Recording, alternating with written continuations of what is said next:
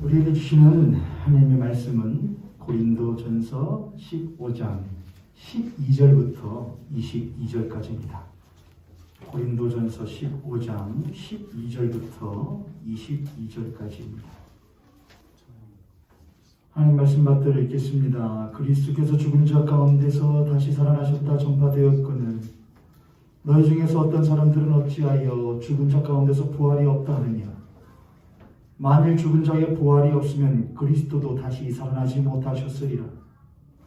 그리스도께서 만일 다시 살아나지 못하셨으면 우리가 전파하는 것도 헛것이요 또 너희 믿음도 헛것이며 또 우리가 하나님의 거짓 증인으로 발견되리니 우리가 하나님이 그리스도를 다시 살리셨다고 증언하였습니다. 만일 죽은 자가 다시 살아나는 일이 없으면 하나님이 그리스도를 다시 살리지 아니하셨으리라. 만일 죽은 자가 다시 살아나는 일이 없으면 그리스도도 다시 살아나신 일이 없었을 터이요 그리스도가 다시 살아나신 일이 없으면 너희의 믿음도 헛되고 너희가 여전히 죄 가운데 있을 것이요 또한 그리스도 안에서 잠자는 자도 망하였으리니 만일 그리스도 안에서 우리가 바라는 것이 다만 이 세상의 삶뿐이면 모든 사람 가운데 우리가 더욱 불쌍한 자이리라. 그러나 이제 그리스도께서 죽은 자 가운데서 다시 살아나사 잠자는 자들의 첫 열매가 되셨도다. 사망이 한 사람으로 말미암았으니 죽은 자의 부활도 한 사람으로 말미암는도다. 아담 안에서 모든 사람이 죽은 것 같이 그리스도 안에서 모든 사람이 삶을 얻으리라. 아멘. 아멘. 할렐루야. 아멘. 오늘 여러분과 나눌 말씀의 제목은 한번 죽어보시겠어요, 여러분? 말씀의 제목을 빛, 창조, 부활, 그리고 세월호, 그리고 해제라는 제목으로 여러분과 말씀을 나누려고 합니다. 빛, 창조, 부활. 가로쳤다는 것은 원죄는 아니고 부재라는 것이죠. 다루겠다 이것이죠. 하지만 기록해 놓은 것은 그것이 우리에게 주는 의미가 있기 때문에 그렇습니다. 그리고 세월호, 그리고 해제. 딸아이가 유치원에서 요만한 화분 하나 가지고 왔습니다. 종이 화분. 그리고 봉지 안에 5개인가 6개의 씨앗을 들고 왔습니다. 유치원에서 심으라고 줬다고 하더군요. 까고 아이에게 심어보라고 했습니다. 손가락으로 조금 흙을 누른 다음에 거기다가 씨앗을 5개를 넣습니다. 물을 주고 베란다에 햇볕 잘 드는 곳에다가 두었더니 시간이 지나니까는 뭐가 나더라고요? 싹이 나더라고요. 신기하게. 몇 개가 났느냐? 3개가 났습니다. 심기는 몇 개를 심었는데 5개를 심었는데 정작 난 것은 3개만 싹이 났더라고요. 그걸 가만히 보다가 처음에는 2개밖에 안 났네. 처음엔 2개가 맨 처음에 먼저 하나가 툭 나오더라고요. 생각을 했어요. 분명히 몇 개를 심었는데 분명히 5개 심었는데 하나만 나는 거 보니까 나머지는 다 못한 모양이구나. 죽은 모양이구나. 얘가 너무나 깊이 눌러서 으깨졌던가 너무나 얕게 누른 모양이구나. 시간이 좀 지나니까 2번째 게 쑥 나오더라고요. 오라! 2번째까지 나왔네. 그럼 나머지는 못하고 다 죽고 2개만 사는 모양이구나.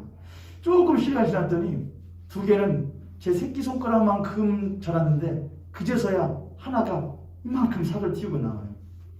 그걸 보고 이렇게 생각을 했어요. 처음에는 5개 심었는데 2개밖에 안 나네. 나머지는 다 무엇했네? 죽었네. 그런데 좀 기다려줬더니 그 안에서 나름대로 애쓰고 힘쓰며 그 녀석이 무엇하느라고 땅을 밀고 나오느라고 오래 걸렸던 모양이에요. 그래서야 우물투고 싹이 나는 걸 보고 하나님 저는 저였으면 좋겠어요 라는 생각을 했습니다. 신앙생활 하다 보면은 우리 모두가 첫 열매, 부활의 첫 열매 되신 예수 그리스도의 뒤를 따르는 열매들인데 맺히지 않은 분들도 많이 있거든요. 스스로의 모습을 볼 때에 나는 못날 것 같아. 나는 운도 못 튀을 것 같고 난 잘하지도 못할 것 같아 라는 생각을 할 때가 많이 있습니다. 근데 어떤 사람들 보면 쑥쑥 잘하는 분들도 있는 것 같거든요. 저희 모임에 보면 쑥쑥 잘하는 것처럼 보이는 분들이 있어요, 없어요, 여러분? 어디 있어요? 옆에 있는 성도님 앞에 있는 성도님 보시고 한번 그렇게 한번 물어보신다. 도대체 어디 있습니까? 도대체 어디 있어요? 그런 분이 수술 잘하는 분이 어디 있어요? 여러분 두 분 다 수술 잘하시는 분이라고 믿습니다. 참 정직하셔요. 거짓말을 못하셔요, 여러분들. 왜냐면 본인이 생각할 때 뭐거든요. 아니거든요. 여러분 아닌 건 아니라고 말을 못해요. 여러분. 그런데 저 또한 그래요. 저도 저를 자신 볼 때 수술 잘하는 사람은 분명 아니에요. 어쩌면 다른 사람들이 글렀다. 심기는 심었는데 뭐는 못하는 모양이다. 싹은 못 틔우는 모양이다. 근데 기다렸더니 그 안에서 애써 힘써서 나와요. 그래도 살았다고. 지금 보고서는 하나님 죄였으면 좋겠어요. 주님 보실 때도 다른 사람 볼 때도 얘도 끝난 것 같아요. 다른 신앙 그리스도인들 볼 때도 쟤는 싹 못 틔워. 열매 못 맺어. 원래 그리스도인이 아니었을지도 모르겠어. 원래 하나님의 택한 사람이 아니었을지도 모르겠어. 판단할 때에도 누구를 기다리시느냐? 주님을 기다리셔요. 밀고 나오는 그 새싹 작아요. 그래도 살았잖아요. 그럼 된 거죠. 그래도 살았잖아요. 근데 안타까운 건 여전히 싹을 못 틔우는 진짜 죽은 이들도 있거든요. 저는 우리 모열교회에 있는 모든 성도님들이 죽은 성도님들이 아니시기를, 주 예수 그리스도의 부활을 경험하지 못하는 성도님들이 아니 되시기를 주님의 이름으로 간절히 축복합니다. 네. 지금 여러분이 열심히 밀고 나오시는 중인 줄 믿으시기를 바랍니다. 네. 오늘은 부활주일입니다. 부활주일날 무엇을 설교할까 하다가 참 의미 있게, 어떤 이들은 공교롭다고 말할 수도 있겠지만은 오늘이 4월 17일인데 바로 전날인 4월 16일에는 물론 얼마 안 된 사건입니다. 한국 역사에서요. 하지만 한국 역사에서 많은 생각할 거리를 던져준 사건이 있었는데 그게 바로 세월호 사건이었습니다. 그리고 오늘 4월 17일 다음 날인 내일 4월 18일은 전 세계에 들끓었던 약 2년 1개월 정도의 팬데믹을 가져왔던 코로나 바이러스가 드디어 대한민국 땅에서는 무엇되는, 완전 끝난 건 아니지만 사회적 거리두기라는 생소한 단어가 드디어 무엇되어지는, 해제되어지는 날 가운데에 오늘 부활주일이 있기에 참 의미가 있다. 세월호와 그리고 거리두기 사이에 부활주일이 있구나. 하나님 주시는 의미가 있겠다 생각을 하여 오늘 말씀을 거기에 맞춰서 한번 준비를 해보았습니다. 뒤에 다루기로 하고 우선 부활을 좀 만져봐야겠습니다. 부활을 다루기 전에 도대체 예수 그리스도의 부활은 2000년 전에 갑자기 나타난 사건이냐? 그렇지 않다 생각했어요. 십자가에서 죽으신 예수 그리스도의 사망에서 부활이라는 것은 무엇이 없으면 부활이 없죠, 여러분. 죽음이 없으면 부활이 없죠. 아, 그렇구나. 부활이라는 것은 죽음 가운데서, 사망 가운데서, 사망의 권세 가운데서 나온 것이구나. 근데 이것은 갑자기 나타난 것이 아니고 이미 성경에서 말한 바였어요. 저는 그걸 어디서 찾았냐면은 창세기 1장에서 찾았습니다. 창세기 1장 1절과 2절 한번 같이 보실 거예요. 창세기 1장 1절과 2절. 태초에 하나님이 천지를 창조하시니라. 땅이 혼돈하고 공허하며 흑암이 깊음 위에 있고 하나님의 영은 수면 위에 운행하시니라. 아멘. 성경학자들은 창조를 두 개로 봅니다. 첫 번째는 완벽한 무로부터의 유, 아무것도 없는 상태에서의 있음의 첫 번째 창조. 그리고 그 이후에 창세기 1장 2절에 나오는 두 번째 창조로 성경학자들은 말을 합니다. 이해되셨어요, 여러분? 첫 번째 창조는 땅이 혼돈하고 라고 했는데 땅이라는 것이 있다는 거잖아요, 여러분. 그렇죠. 무엇도 아직 안 했는데, 창조도 아직 안 했는데, 그래서 이것을 말하는 첫 번째 창조가 있었고, 그 창조 이후에 혼돈하고 공허하며 흑암이 깊은 가운데 있는 땅 가운데에 또한 창조를 하시는 두 번째 창조로 성경학자들이 본다는 것입니다.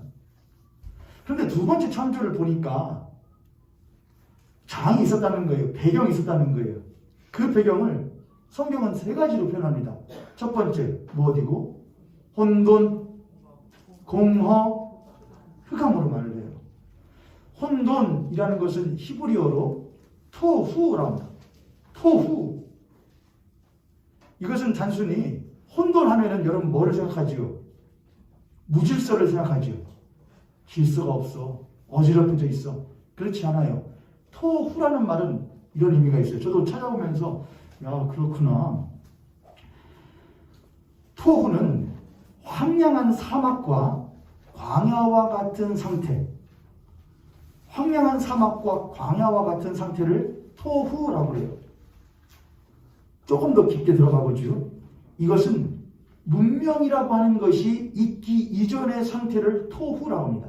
그러니까 문명이라는 것이 있기 이전에 황량한 광야와 사막의 상태를 뭐라고 하냐? 토후라고 한다는 거예요. 조금 더 나아가면 이런 의미가 있어요. 이거 도대체 무슨 의미냐? 구약 성경에서 토후라는 단어는 몇 번 쓰이지 않는데 그거 쓸 때마다 그 의미가 이런 의미를 담고 있어요. 스스로 계시는 하나님 앞에 스스로가 신이라고 자부하며 여기는 모든 것들에 대한 멸망과 경멸을 조소를 던질 때의 토후라는 말입니다. 만방의 모든 신은 헛된 것이니 오직 하늘의 하나님 한 분 외에는 참 신이 없으시니라 할 때에 그 모든 헛된 것들을 말할 때에 토후라고 합니다. 너희는 토후에. 근데 그렇지 않았거든요. 구약 성경에 보면요. 오히려 이스라엘은 작았고 옆에는 열강들은 강했거든요. 이스라엘은 적었고 열강들은 부유했거든요. 부강했거든요. 그들은 저마다 자신들의 신을 섬기고 있었거든요. 그런데 하나님이 선지자들과 예언자들을 보내어 그렇게 하시는 거죠. 그것들은 다 무엇이다? 토후라는 거죠. 그것들이 토후다. 스스로 계시는 하나님 앞에 천지를 창조하신 거룩하신 하나님 앞에 한낱 이 땅의 조그마한 땅덩어리에서 자신들의 부한 명예와 권력을 자랑하는 그 거짓된 것들은 있는 것이 아니라 없는 것이나 진배없다. 그것은 멸망당할 것이며 그건 더러운 것이라고 성경의 것들을 아주 경멸하며 조소를 던질 때 하는 말이 바로 토후라고 합니다. 그게 바로 혼돈이에요. 이해되셨어요 여러분? 이해되셨어요? 뭐 히브리어만 나오면 여러분들은 자꾸 어디 가시나 봐요. 어디를. 옆에 손에 같은 손을 보시고 예수께서 부활하셨습니다. 당신의 정신도 부활하길 바랍니다. 살아나세요 여러분. 살아나세요. 살아나세요. 히브리어로 혼돈이 뭐라고요 여러분? 토후. 오늘도 느낌이 안 좋아요. 다음 주까지 할 가능성이 있을 것 같아요. 히브리어 토후는 멸망이에요. 경멸하는 거예요. 있지도 않으면서 스스로가 있다고 자부하는 것들을 보고 뭐라 하냐? 토후라고 하는 거예요. 창세기 1장 2절에서 땅의 첫 번째 상태가 바로 그런 상태였다는 거예요. 두 번째가 뭐예요? 공허예요. 공허는 히브리어로 보후라고 하는데 이 보후는 앞에 있는 토후하고 거의 동의어로 사용돼요. 바보, 천치라는 말 하는 것처럼 토후, 보후, 혼돈과 공허 이것은 똑같은 의미의 말이에요. 이해되셨죠 여러분? 자, 어떤 이들은 이거를 영어로 해석할 때에 형체가 없다. 토후. 내용이 없다. 보후. 형체도 없고 내용도 없으니 껍데기도 없고 내용물도 없으면 있는 거예요? 없는 거예요? 없는 것이다. 그래서 혼돈과 공허의 상태는 있는 것 같이 보이지만 있지 않은 상태, 있는 것으로 치부하지 않는 상태를 토후보라고 합니다. 그리고 그것을 총괄적으로 말하는 것이 바로 혼돈과 공허와 흑암이에요. 흑암이라는 건 히브리어로 호셰크라고 합니다. 호셰크. 호셰크는 단순히 어둠의 상태, 깜깜한 암흑의 상태를 말하는 것이 아니라 진리와 생명에 대하여 알지 못하고 또는 눈을 감은 상태를 뭐라고 하느냐? 호셰크라고 합니다. 땅이 혼돈하고 공허하며 흑암이 깊음 위에 있는다. 그것이 땅의 상태였다. 그런데 하나님이 그 땅에 뭘 하시느냐? 창조를 하시는 거예요. 자, 지금 저희는 부활주의를 하고 있는 거예요. 부활이라는 것은 무엇이 있었기 때문에 부활이 있다고 그랬어요? 죽음이 있었기 때문에 했어요. 창세기로 갔어요, 우리들이요. 갔는데 땅의 상태. 창조는 엄연히 보면 무엇이냐? 살아나는 사건이잖아요. 있게 하는 사건이잖아요. 없는 것 가운데 있게 하는 생명의 사건이에요. 근데 그 생명의 창조의 사건 전에 뭐가 있었어요? 혼돈과 공허와 흑암의 상태가 있었어요. 혼돈은 토후요. 있지도 않으면서 스스로가 있다고 여기는 것. 자신이 있지도 않은 존재이면서 깜냥도 안 되면서 자신이 마치 세상의 주관자인 것 마냥 행동하는 일을 토후, 도후 똑같은 말이에요. 왜 그렇게 사느냐? 진리를 알지 못하고 생명이 그 속에 없기 때문에 그저 자신이 있지도 않으면서 있는 것이 마냥 거짓 가운데 살아가는 상태를 토후보후 호시크의 상태라고 성경이 말을 합니다. 그게 땅의 상태예요. 근데 하나님께서 거기에 무엇을 시작하냐? 창조를 시작하셔요. 근데 여러분, 창조의 맨 처음에 첫째 날 했던 게 뭘 하시는 거였죠? 태초에 말씀이 계시니라. 그 말씀이 하나님과 함께 있으니 이 말씀은 곧 하나님이라 하시거든요. 그러니까 말씀이 먼저 있어요. 근데 그 말씀이 뭐라고 하시냐? 하나님이 빛이 있으라 하셔요. 그런데 그 빛은 어디로부터 나오는 빛이 아니느냐? 우리가 지금 보고 있는 태양으로부터 달로부터 나오는 빛이 아니었다는 말이에요. 물리적인 광선이 아니었다는 말이에요. 그럼 그 빛이 도대체 무엇이냐? 빛이 있으라. 모든 세상 가운데에 창조를 하기 이전에 혼돈과 공허와 흑암을 몰아내는 첫 번째 장을 마련해야 돼요. 무엇이 있어야만이? 빛이 있어야 된다 이거예요. 그 빛이 와야지만이 그 빛 위에 모든 것들을 채워 넣을 수가 있는 창조의 역사가 이루어질 수 있다는 말이었어요. 다시 요한복음으로 저희들이 오죠. 요한복음 1장으로 보면은 참빛, 예수 그리스도에서 말할 때 그렇게 참빛, 빛도 아니면서 조금 비춘다고, 조금 빛나는 것 같다고, 멋진 것 같다고, 아름다운 것 같다고, 배운 것 같다고, 높이 올라오는 것 같다고 스스로가 빛난다고 여기는 거짓된 빛이 아니고 온전히 스스로 빛나시는 거룩하신 참빛, 곧 세상에 와서 각 사람 혼돈하고 공허하고 흑암 가운데 있는 각 사람에게 비추는 빛이 있었다 이거예요. 그게 누구시라고요? 예수 그리스도. 요한복음 1장으로 가시죠. 요한복음 1장. 요한복음 1장 1절입니다. 태초에 말씀이 계시니라. 이 말씀이 하나님과 함께 있으니 이 말씀은 곧 하나님이시니라. 그가 태초에 하나님과 함께 계셨고 만물이 누구로 말미암아? 만물이 그로 말미암아요. 근데 그가 7절로 가면 그가 누구라고요? 참빛이래요. 참빛. 근데 창세기에서는 무엇이 먼저 있었다고요? 빛이 있어야 돼요. 그 빛이고 누구구나? 예수 그리스도. 예수 그리스도가 빛으로 비추시고 그 빛 예수 그리스도 위에 모든 것이 살아나게 되는, 창조되게 되는, 뛰어놀게 되는 역사가 일어나게 되었음을 이미 창세기가 말하고 있었다는 것이죠. 7절로 가시죠. 참 9절이네요. 참빛 곧 세상에 와서 각 사람에게 비추는 빛이 있었나니 그가 세상에 계셨으며 세상은 그로 말미암아 지은 바 되었으되 세상이 그를 알지 못하였고 그를 영접하지 아니하였다 그래요. 왜요? 그들은 무슨 상태이거든요. 참빛이 각 사람에게 비추려고 하는데 각 사람은 혼돈과 공허와 흑암 가운데 있는 상태였다고요. 다시 창세기로 가죠. 혼돈하고 공허하며 땅 흑암이 깊음에 있고 하나님의 실은 수면 위에 못 하시느라 운행하시다 그래요. 운행이라는 게 히브리어로 뭐라고 한다고 그랬죠 여러분? 박수를 쳐드립니다. 라카프예요. 그게 무슨 의미라고요? 암탉이 달걀을 품고 굴리는 행위가 라카프예요. 근데 암탉이 알을 뽕 낳고 하루만 돌리면은 태어나요. 그치요 여러분? 아니에요? 며칠을 해야 돼요? 아 그래요? 20여일이 걸려요? 저는 병아리만 키워봤어요. 근데 시간이 걸리잖아요. 엄마가 난 정자와 난자가 만나서 딱 되면은 하루만 있으면 뻥 낳죠. 그럼 진짜 죽겠다 진짜. 아니에요 여러분. 10달을 품어요. 시간이에요 시간. 왜 시간이 필요해요 여러분? 하나님이 시간 필요하신 분이에요? 시간이 있어야 하나님이 탄생하게 하실 수 있는 분이에요? 아니잖아요. 왜 시간이 필요해요? 제가 제가 가져야죠. 남자와 여자가 만나서 한눈에 뭐 할 때가 있죠, 여러분. 한눈에 뿅 할 때가 있잖아요. 그래서 바로 그 자리에서 결혼합시다. 물론 그렇게 하는 경우도 있을 수는 있겠지만 진짜 결혼이라는 것은 무엇이냐? 시간이 필요해요.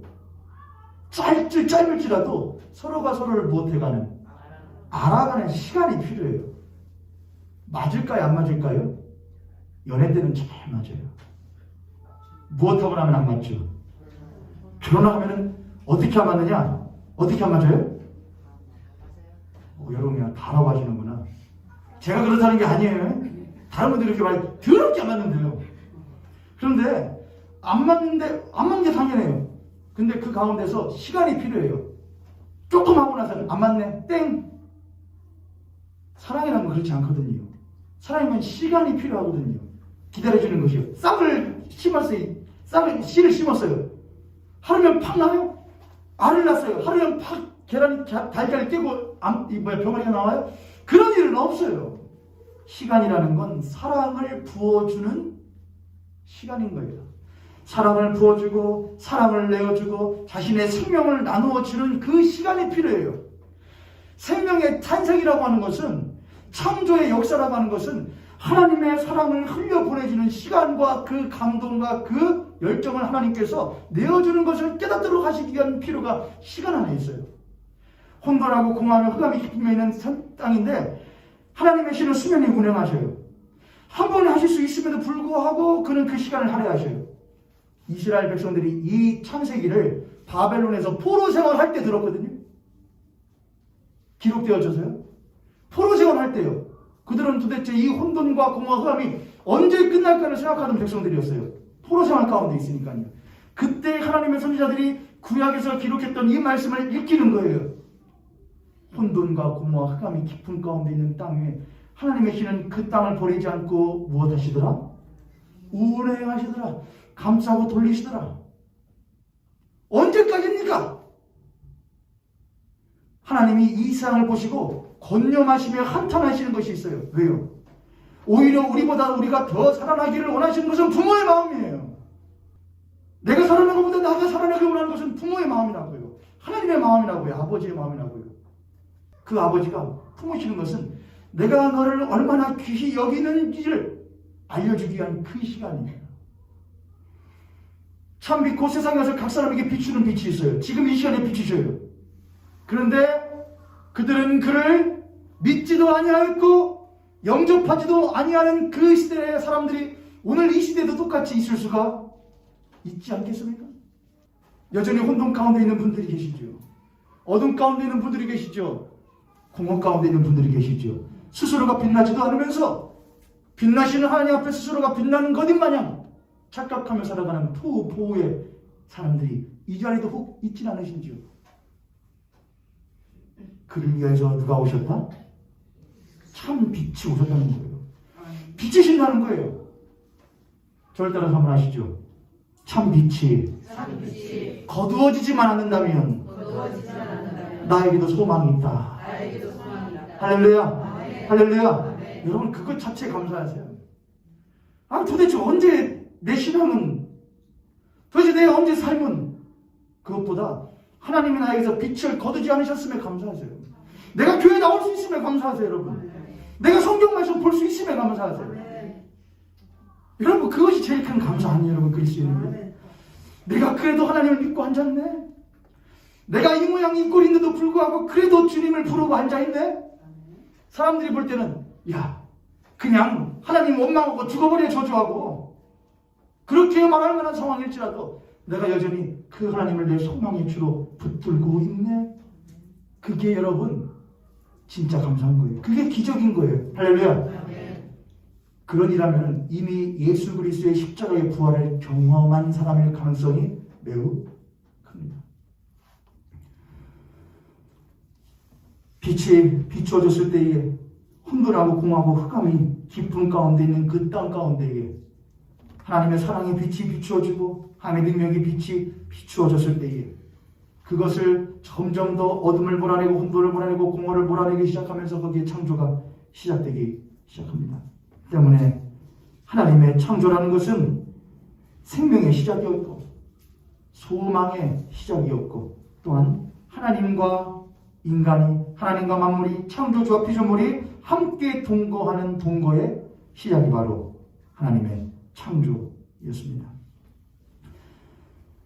어둠이 빛을 몰아낼 때 다시 여러분 빛이 어둠을 몰아내는 게 아니고 빛이 어둠을 몰아내는 게 아니고 어둠이 빛을 몰아낼 때 가능해요 안 가능해요? 안 가능해요? 우리는 사회 가운데 그런 일 많이 보지 않나요? 어둠이 빛을 몰아내는 걸 많이 보지 않나요? 창세기 때도 그랬습니다. 빛이 비추어 창조가 일어났는데 거기에 누가 들어오느냐? 어둠이 다시 들어옵니다. 빛이 있었고 만물이 있었고 거기에 인간이 있었습니다. 빛나는 인간이 있었습니다. 그러나 어둠이 들어왔고 어둠이 그 빛을 몰아내었습니다. 빛을 받은 자들은 이제는 빛 가운데 거하는 자가 아니라 어둠 가운데 거하는 어둠의 자녀들로 변해버리게 된 것이죠. 즉시로 하나님의 신은 그들을 떠나 버렸습니다. 그 이후에 세상은 다시 원상복귀로 회귀됐습니다. 혼돈하고 공하고 흑암 가운데의 세상으로 다시 원상복귀돼요. 그런데 하나님은 그 땅을 보고 못 하시느냐? 한탄하셔야 내가 이 땅에 사람 지었음을 후회한다 하셔요. 근데 그 후회라는 것은 내가 이것들 싹 쓸어 엎혀버리고 싶다. 그 말이 아니에요. 그 후회라는 건요. 그 후회는 하나님이 이 땅을 향한 간절한 안타까움과 긍휼함의 마음이 그 후회예요. 내가 이걸 뭐하러 낳았을까가 아니에요. 부모님이 내가 이걸 뭐하러 낳았을까라고 할지라도 그것은 자녀를 향한 무엇의 표현이지 안타까움과 긍휼의 표현이지 진짜 이것을 없애버렸어야 되는데 낳지 말았어야 되는 그 표현이 기회 아니에요? 아닌 것처럼 하나님은 다시 혼돈하고 공하고 흑암으로 회귀해버리는 인간과 세상을 보시면서 내가 이것들을 어떻게 해야 살릴 수 있을까라는 그 마음을 표현하시면서 그들에게 다시 빛을 비추십니다. 그것이 바로 예수 그리스도의 참 빛이었으며 그 빛은 우리들에게 십자가의 죽으심과 부활을 통하여 다시 어둠을 몰아내고 우리 가운데의 새로운 창조를 시작하는 역사로서 우리에게 다가와 주실 것입니다. 그래서 부활은 우리에게 큰 의미와 놀라운 기적의 사건인 것이지요. 빛이 있으라. 다시 빛이 있으라가 예수 그리스도의 오심입니다. 창세기에서 빛이 있으라 했던 그 말이 다시 우리들의 삶 가운데 인간 삶 가운데 다시 외쳐집니다. 빛이 있으라. 각 사람에게 빛이 있으라. 비춰지는 사건이에요.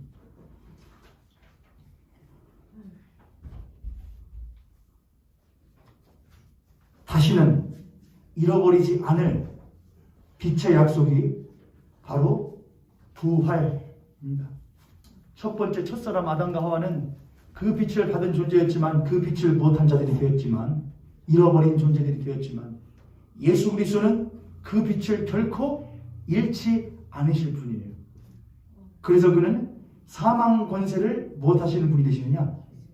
자, 요건 조금 어려운데 들어보세요. 하나님이 세상을 창조하실 때에 빛이 있으라 하시죠. 근데 무엇과 무엇을 나누시죠? 그래요. 빛과 어둠을 나누시잖아요. 왜 그렇게 하셔요? 하나님은 무엇이시잖아요. 빛이 그에게는 어둠이 전혀 없으시다며요. 근데 왜 그분은 완전 어둠을 몰아내지 않고 빛과 어둠을 나누셔요? 그런 생각 안 해보셨어요? 왜 하나님은 어둠을 완전 광명의 세상을 만들어 계시고 왜 어둠을 두실까? 하나님은 빛도 만드시고 어둠도 만드시는 분이에요. 왜요? 어둠을 만드시는 것이 왜 사랑이죠? 여러분 생각해 보세요. 어둠이라는 것은 빛을 드러내게 하는 거예요. 요한계시로 가게 되면은 종국에는 어둠이 전혀 없는 세상이에요. 하나님의 광명의 빛이 그저 충만한 세상이 와요. 근데 그 전까지는 어둠은 있어요. 왜요? 빛의 중요함과 빛의 귀함을 알지 못하고 다시 혼돈과 공허와 흑암으로 돌아가려고 하는 이들에게 어둠이 무엇인지를 깨닫게 하며 빛이 얼마나 귀한지를 깨닫게 하기 위하여 하나님은 빛과 어둠을 나누시고 어둠을 두셔요. 그러나 첫사람 아담은 그 어둠으로 다시 못한 존재였지만 회귀하는 존재였지만 둘째 아담이신 예수 그리스도는 다시는 그 어둠으로 회귀하는 것이 아니라 그분은 사망 권세를, 어둠의 권세를 못하신 분이라고요. 깨시고 이기신 분이라 이거예요. 그에게는 어둠이 전혀 있으신 분이 아니시라 이거예요. 그래서 예수 그리스도의 십자가의 부활을 믿는 그리스도인에게 있어서 우리가 어둠 가운데 한다는 것이 얼마나 사실은 수치스러운 일인가를 우리들은 알아야 돼요. 첫사람 아담은 어둠도 보고 빛도 보면서 그 사이에서 줄다리기를 하다가 일로 갈까 저리 갈까 하다가 어둠 가운데로 돌아간 이들이었다고요. 그러나 우리의 주 예수 그리스도는, 둘째 아담이신 예수 그리스도는 온전히 빛 가운데 거하시는 분이에요. 우리는 그 예수 그리스도를 따름이에요. 우리는 뛰어난 아담과 같은 존재가 아니라 우리는 예수 그리스도와 같은 자가 되는 거예요. 할렐루야.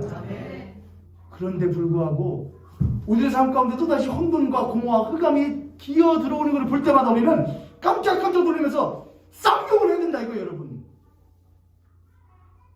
제가 수요일인가 금요일 할 때 제가 그랬잖아요. 욕하라고요, 여러분. 사람한테 욕하지 말고 누구한테 욕하라고요? 마귀한테 욕하라고요, 사탄한테요. 여러분 욕 잘하시잖아요, 여러분. 이런 저런 하세요, 여러분. 왜요? 야, 네가 또다시 나를 첫사람처럼 만들려고 하는 거구나.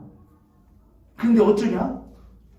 나는 주 예수 그리스도이며 그는 부활하시어 사망 권세를 완전히 못하신 분인데, 이기신 분인데, 그에게는 어둠이 전혀 없으신데, 그분이 내 안에 계시는데, 이거 어쩌냐 이놈 새끼야? 욕하세요, 여러분. 사람한테 욕하지 마세요. 그놈한테 욕하세요. 그만큼 우리들에게 무엇이 있어야 되냐? 내가 부활의 주를, 빛이신 참빛 되신 주 예수 그리스도를 모시고 살아가는 것에 대한 감사와 자긍심이 우리들에게 있어야 된다는 거예요. 아멘. 예, 힘들 때 있죠, 여러분. 좌절될 때 있죠. 절망스러울 때 있죠. 나에게 빛이 비춰줄까? 나에게 봄이 올까? 그런 생각 들 때가 있습니다. 주님은 기다리셔요. 그런데 그것으로 끝나면 안 돼요. 그 안에 더 깊은 곳에서 좌절, 절망, 혼돈, 공허를 느끼는 것은 우리 마음이라고요. 마음이요. 마음 무시하지 않아요. 근데 그리스도인은 그 마음보다 더 깊이 뭐가 있다고요? 심령이라는 게 있다고요. 심령이요. 제가 답답한 게 그거예요. 제가 여러분의 마음 고치라고 하셨냐고요. 마음 쉽게 못 고쳐요. 혼란스러운데 어떻게 해요?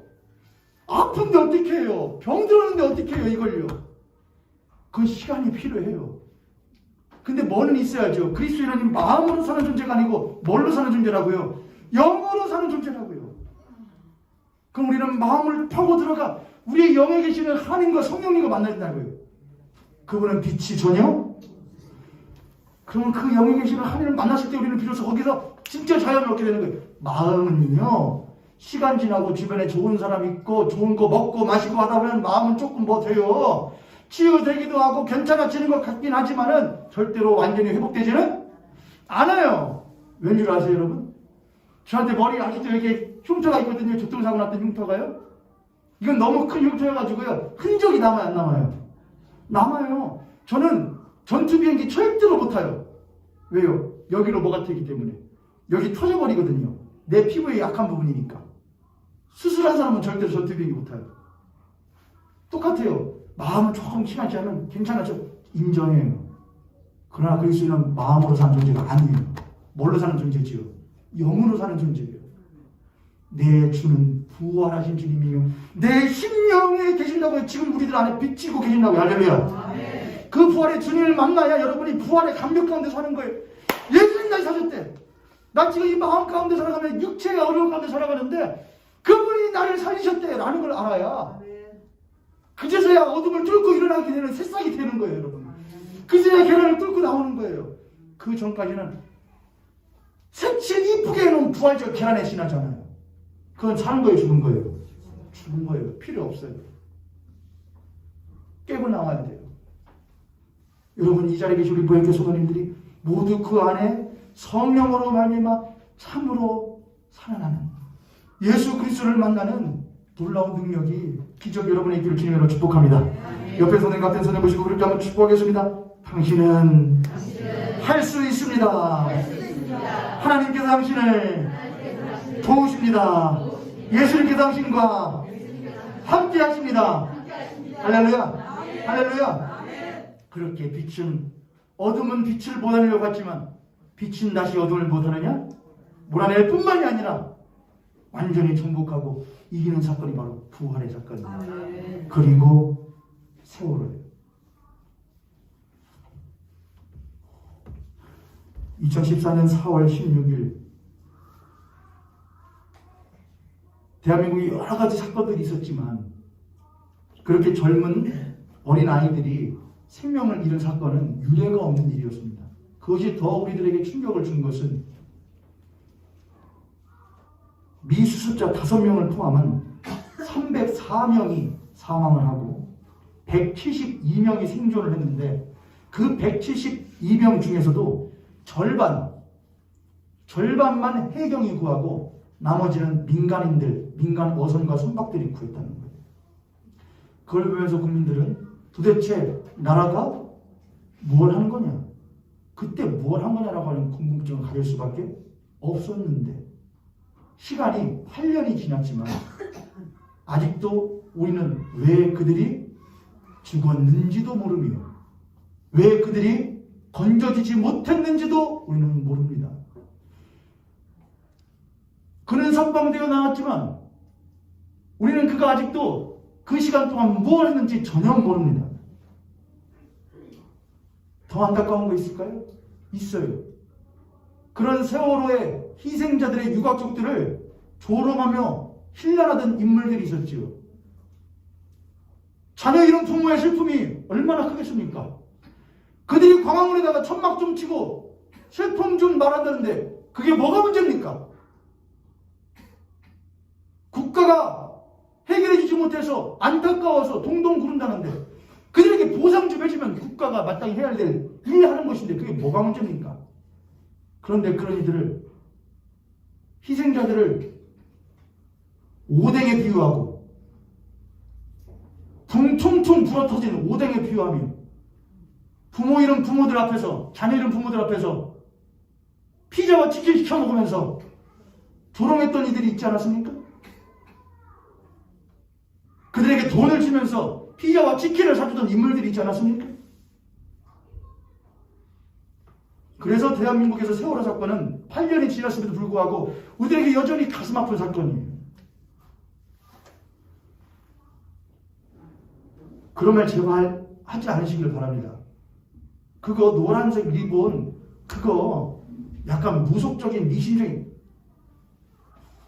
그런 말은 오방랑 세웠던 박근혜 씨한테 말하시고 동심결이 사결심인가 뭐 하는 그런 거 하는 분들한테 말하세요. 아니 그런 걸 떠나서 적어도 그리스도인이면 다른 이의 눈물에 공감을 할 수 있어야 되는 거 아닙니까? 가장 존귀한 생명의 귀함을 말해야 되는 사람 아닙니까? 근데 이제 8년 지났으니까 어지간히에 그런 말이 나옵니까? 80년이 지나도 해결 안 되는 거예요. 예수 그리스도께서 하나님께서 야 너희들 어지간히라 그렇게 하시던가요? 그분은 늘 8년 지나고 80년이고 800년이고 8천년이 지나도 우리들의 삶에 대하여 권념하시며 한탄하시는 분이 하나님이세요. 근데 그런 주님을 믿으면서 그런 주님께서 우리에게 오신 것을 믿으면서 생명을 잃은 이들에게 그렇게 함부로 합니까? 그게 그리스도입니까? 그게 교회입니까? 그게 목사입니까? 아무리 부활절을 많이 모여서 부활절 찬양을 한다 한들 우리에게 허락하여 주신 만물과 세상 가운데에 빛이신 하나님, 공의로우신 하나님, 정의로우신 하나님 이 세상 가운데에 혼돈과 공허와 흑암 가운데서 정의와 공의를 반드시 실행하시는 거룩하신 하나님 그리고 그것을 온전하게 성취하시는 부활의 예수 그리스도를 믿는 이들이 공의와 정의에는 눈을 감고 삐뚤어진 공의와 정의의 잣대를 가지고 자신들의 입속 챙기기에 혈안이 되어 있는 이 사를 보며 그리스도인 도대체 부활 주일날 뭘 하겠습니까? 어둠은 빛을 이길 수 없다. 거짓의 어둠은 진리의 빛을 이길 수 없으며 경멸의 어둠은 사랑의 빛을 이길 수 없고 사망의 빛은 창조의 빛을 이길 수 없다. 그리스도인은 그것을 신념으로 믿고 살아가는 이들입니다. 우리의 사회 가운데에 그늘진 것과 어두워진 것들에 관심을 가지며 그들이 나아올 수 있도록 돕는 것 또한 그리스도인과 교회의 일입니다. 그리고 해제. 기나긴 2년 1개월의 사회적 거리두기로 고생했던 우리 무역계 성도님들께 담임 목사로서 감사와 격려를 드립니다. 드디어 내일이면 우리는 마스크는 아직 벗지 못했지만 드디어 사회적 거리두기의 오랜 기간에 종지부를 찍게 되었습니다. 이전에 그런 말을 한 적이 있었습니다. 하나님, 우리가 얼마나 하지 말아야 될 말을 하고 다녔으면은 무엇 쓰고 다니라고 하십니까? 마스크 쓰고 다니라고 하십니까? 우리 손에 묻은 것이 얼마나 더럽기에 가는 곳마다 무엇 하고 다니라고 하십니까? 손 씻고 손 세정하라고 하십니까? 우리가 얼마나 서로 간에 잘못된 관계로 얽히고 설켰으면은 잠시 동안 무엇 하라 하십니까? 떨어지라 하십니까? 그 2년 1개월의 기간을 이제 종지부를 찍어가면서 우리는 이제 마스크를 언젠가는 벗게 될 것이고 우리는 언젠가는 세정제를 떼어내고 사는 때가 올 것이고 우리는 이제 거리두기를 떠나서 이제는 함께 있는 때가 올 것입니다. 준비해야겠습니다.